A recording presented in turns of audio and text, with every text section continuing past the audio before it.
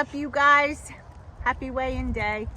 So today is going to be a quick video. I had a really good week other than the weekend because of Molly, but as far as eating goes, I had a really good week. I stayed focused. I didn't do anything I wasn't supposed to do.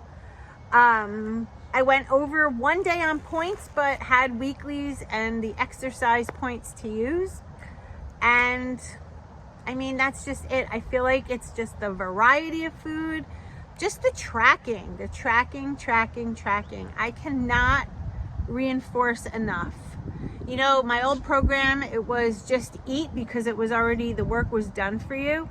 I'm doing the same thing, but I'm tracking it. So I know how many points I have to use, and that's what I use. It's just absolutely crazy, but I am absolutely enjoying all of the foods, trying to dabble in some new ones. I just came back from the store. I'm going to be making chicken parmesan tonight. I'm going to do, I'm not going to bread my chicken. I'm going to bread Jess's and Brittany's.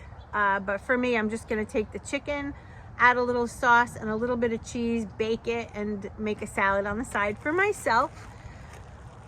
It's just really nice to be able to eat regular food with my family and not feel like, you know, if I have a piece of fruit or something that, oh my God, it's like the end of the world. I don't feel, I just feel so good. And the weight's coming off. So that's really all. That's the week. Let me get into the weigh-in for you. So here we go. Ready? Drum roll, please.